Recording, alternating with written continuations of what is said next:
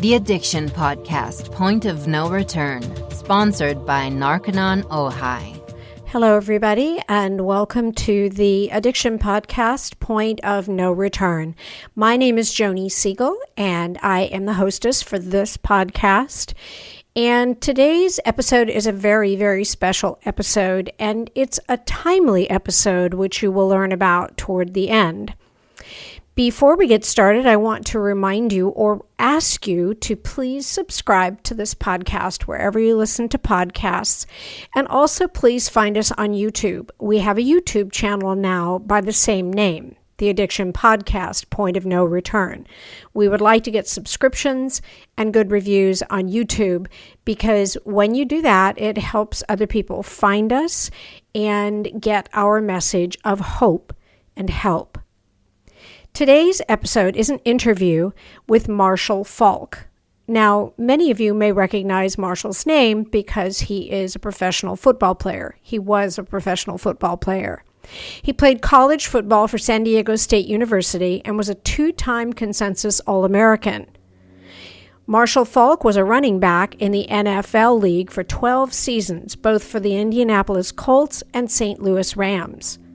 Marshall was selected by the Colts as the second overall pick in the 1994 NFL Draft. With the St. Louis Rams, he was a member of the Greatest Show on Turf, a name given to the Rams team that appeared in 2 Super Bowls and won Super Bowl 34. In 2000, Marshall was named the league's most valuable player, and he holds many records and accolades, not the least of which was being inducted into the Pro Football Hall of Fame in 2011 in his first year of eligibility, and the College Football Hall of Fame in 2017. Why, you might be thinking, are we talking to Marshall today?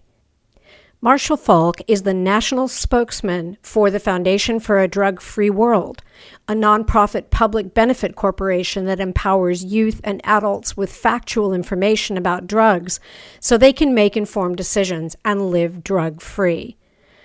Without further ado, please welcome to the Addiction Podcast, Point of No Return, Marshall Faulk. Marshall, thank you so much for being on the podcast.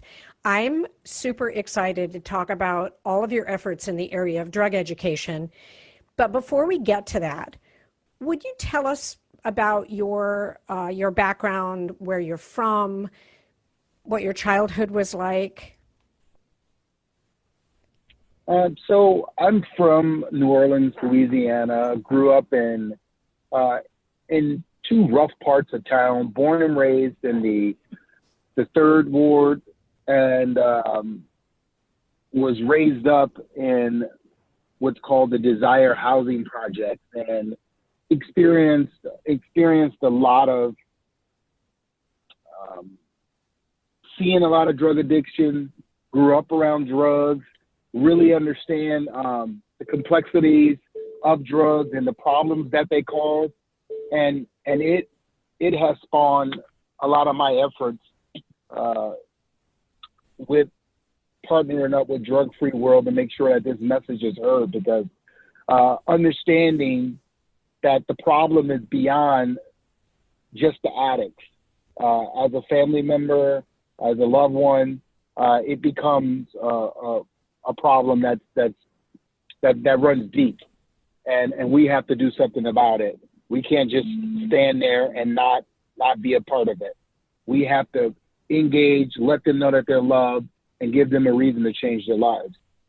Exactly. Now, you yourself were not an addict, and obviously most of the people listening know that you went off to have a very successful professional football career.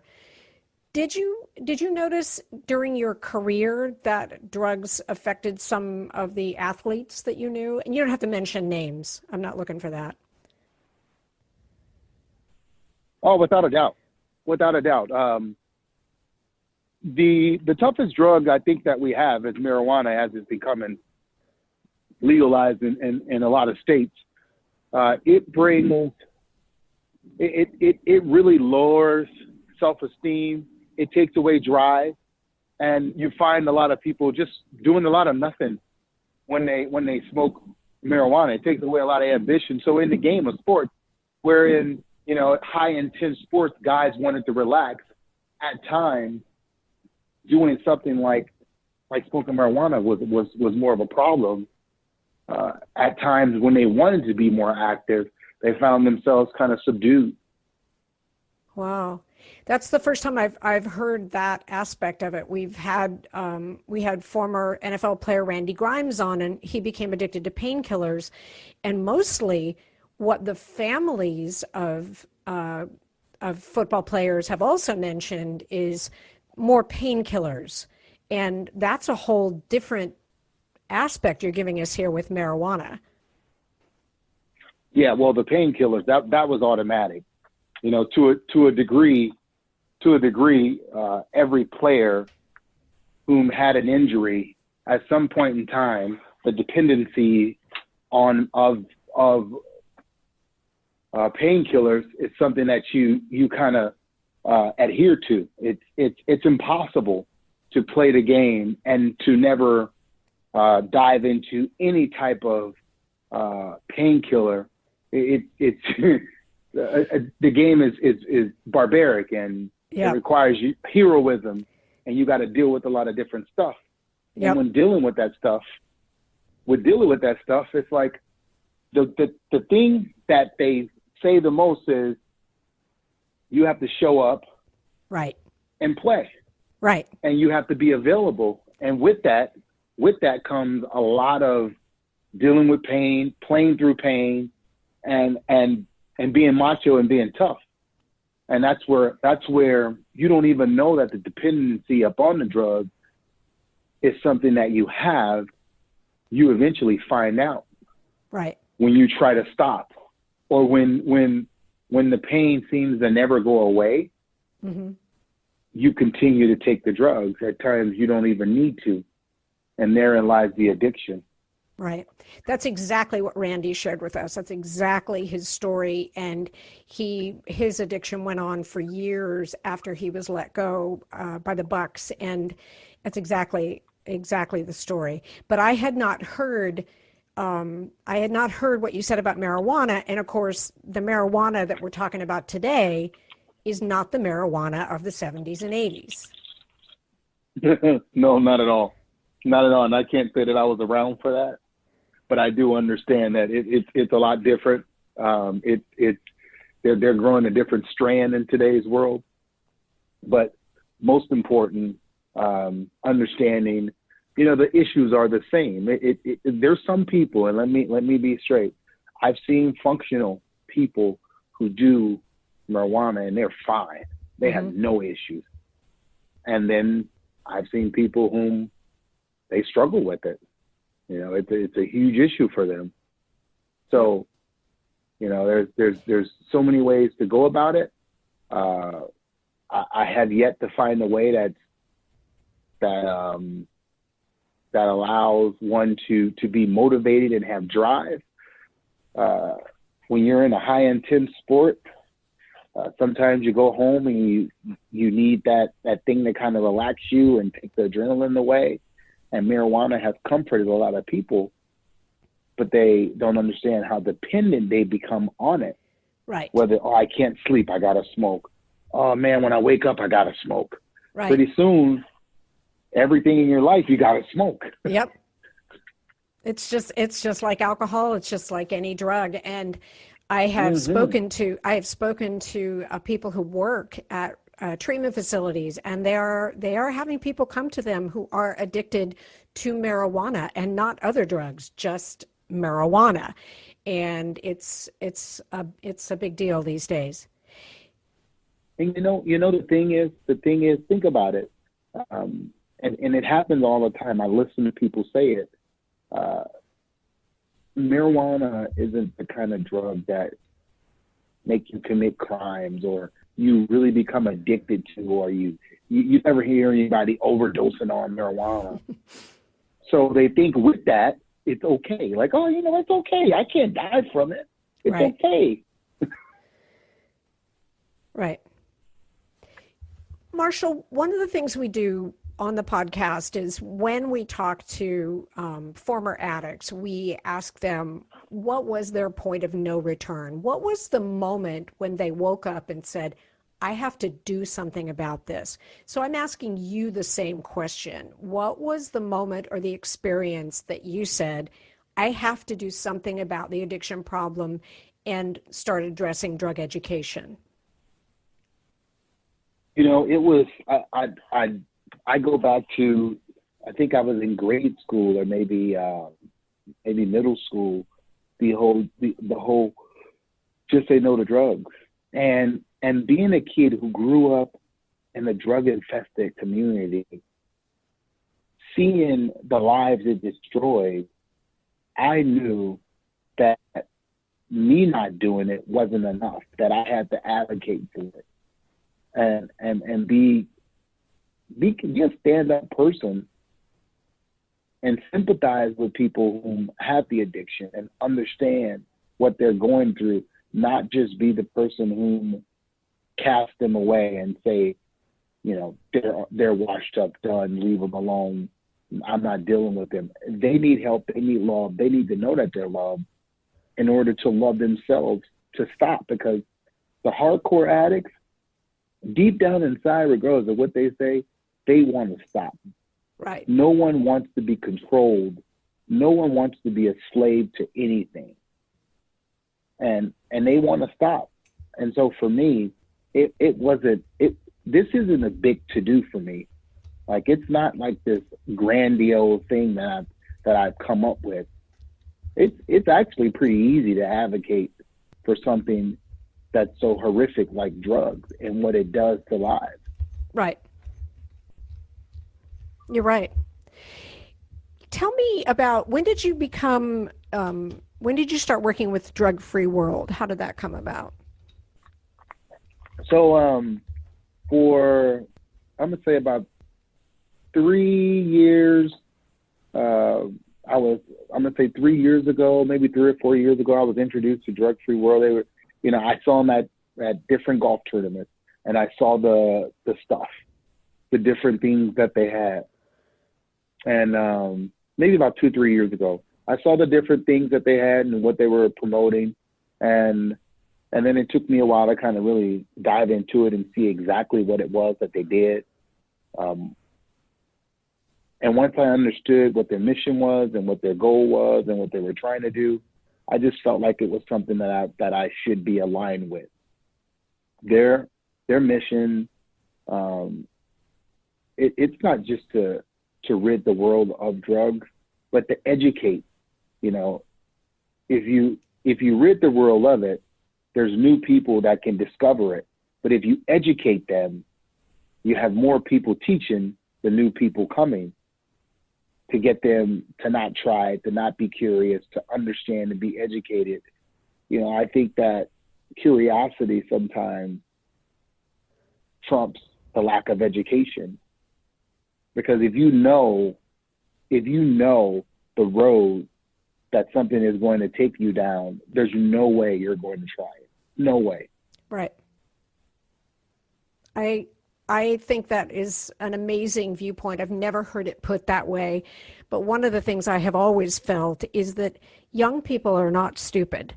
And so when you just tell them not to do something, but you don't give them all of the information as to why, it creates a thing where they're like, I'm not going to just not do it because you're telling me, but I have to believe that if we educate the youth, and I've seen the booklets you're talking about, so I'm aware of the information that's in there, and I have to believe if we give that information to children, they will make an informed decision. And I think you are absolutely right that is more important than anything, is to educate. Yeah, it's necessary. Yeah. On in everything in life. If you want someone to know something, teach them, and they'll remember it forever. Agreed. You are listening to the Addiction Podcast, Point of No Return.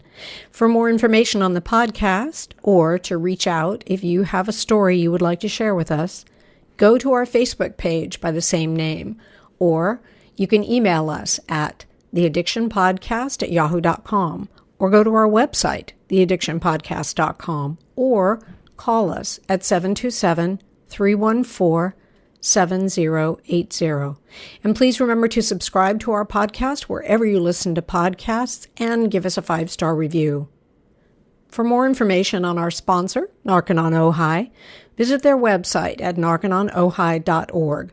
That's NARCONONOJAI.org. Or call 1-866-231-5924. That's 1-866-231-5924. Sometimes, the hardest thing about getting someone into recovery is getting them to agree to treatment. Bobby Newman, a certified drug counselor with 30 years experience and an over 85% success rate as an interventionist, has created a series of 12 videos that you can use right now to learn every step to get your loved one to agree to treatment. Call 1-833-918-0008 today and say the word podcast to get a 10% discount. Or go to newmaninterventions.com and type in the word podcast for a 10% discount. This service comes with a free 1-hour consultation with Bobby. I'm going to put you on the spot just a little bit. Is there something that you learned about the drugs from these materials that maybe you didn't know before?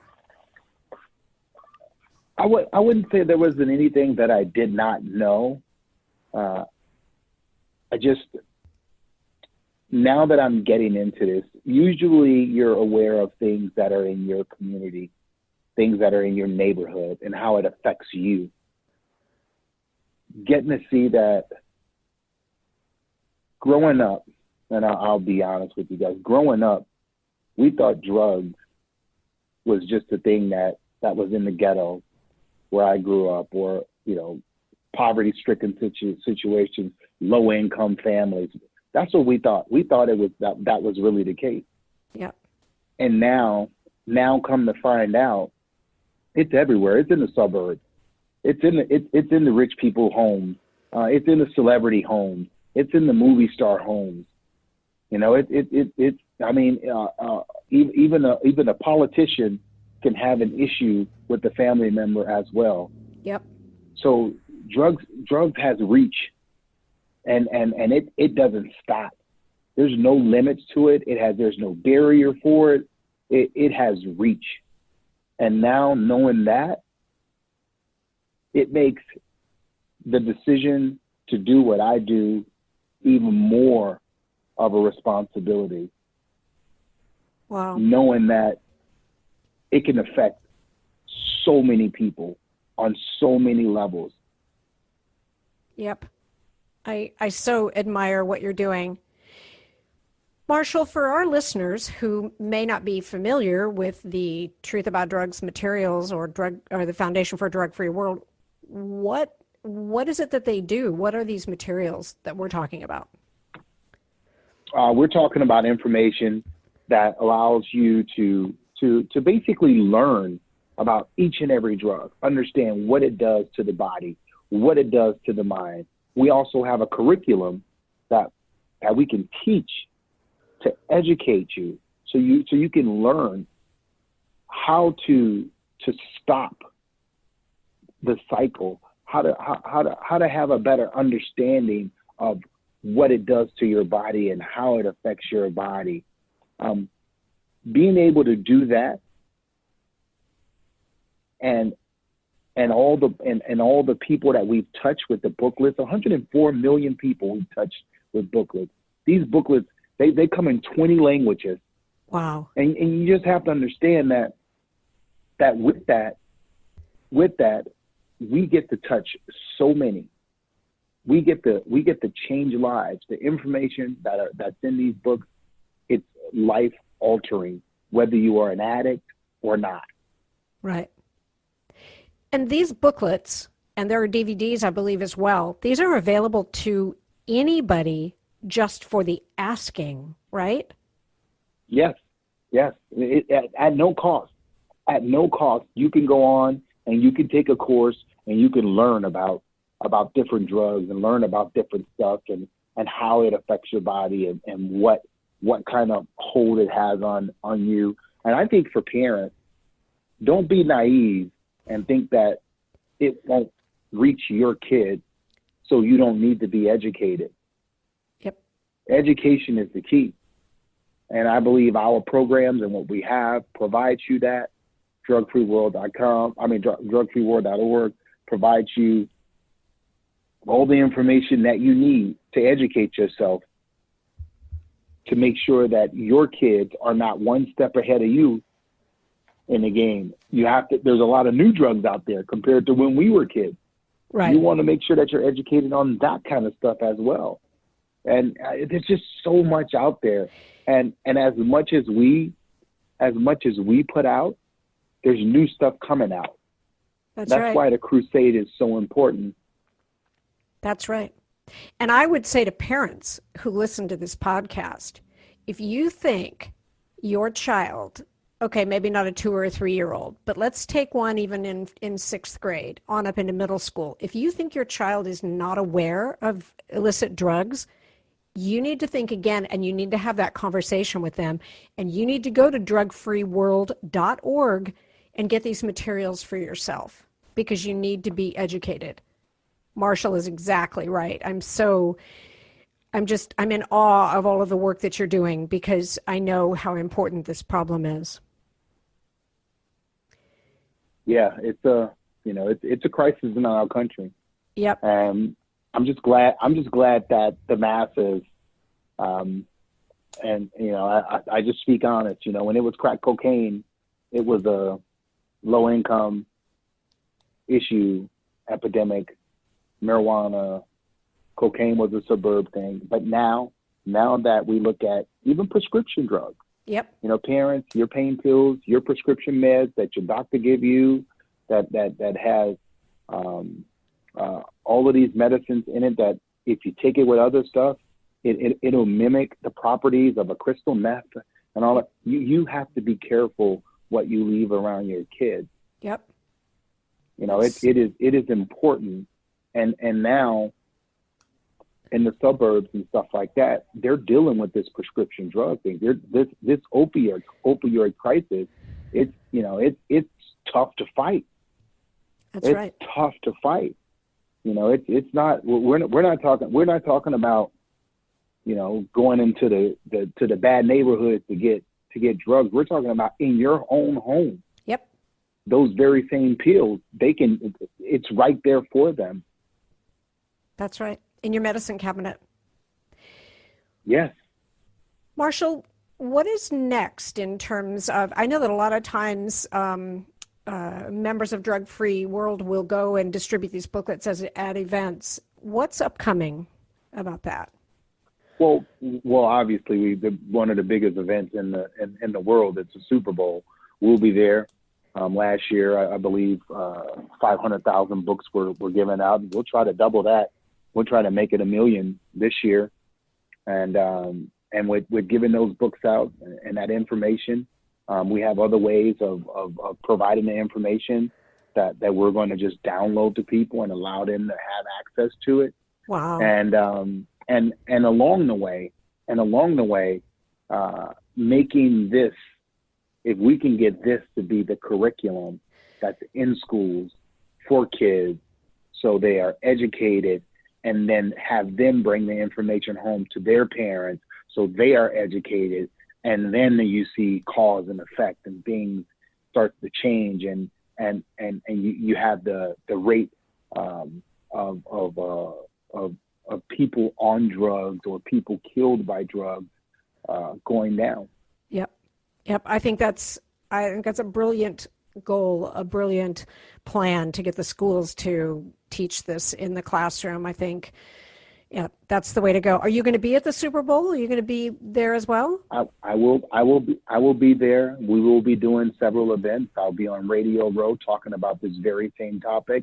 Awesome. While people are in South Beach having a good time, partying it up, I'm just going to remind them to be smart on how they party and make good, smart decisions. And that's what, I always say this to people, and I'm going to say it, and I'm going to say it again. Don't wait until drugs touch your life, because then it's too late. Yep. Advocate for it now. Put the barrier up. Get the information. Get the knowledge. provide that force field to protect you and your family, don't wait until it touches you. Right. Last week I lost a nephew. He I'm sorry. passed away due to heroin addiction. I'm sorry. Regardless of how much information I knew, I couldn't provide him enough information to make his will strong enough, or give him enough education to get his will strong enough to fight it. It's powerful. Don't wait for it to walk into your home, to touch your family, or to touch your life, because by then it's too late. Yep. That's exactly right. I couldn't add anything on to that. It's a message that we say is don't wait, do it now, do something about it. And here is, they say an ounce of prevention's worth a pound of cure. That's what we're talking about is education and preventing this happening to your family. Marshall, I have one last question for you. This is the most important question of the podcast. Who's going to win the Super Bowl? Sorry, I couldn't resist. Man, that is, I literally, once the game was over, I got so many text messages and so many people asked when they saw me that's what they want to know. And I always say, I'm reserving my answer until when it's money time. There we you get go. closer to the game. Because we really don't, we got 2 weeks. There's a lot of build-up. That's true. There's a lot of build-up. So I'm really looking forward to these two organizations having an opportunity to play. San Francisco, they are, synonymous. Back in the day, we're winning Super Bowls, and the Kansas City Chiefs having an opportunity to win an NFL championship. They've won an AFL championship. Right. But to have an NFL championship is going to be awesome if they get an opportunity to pull it off. We have 2 great teams. I just look forward to watching them go at it. That's awesome.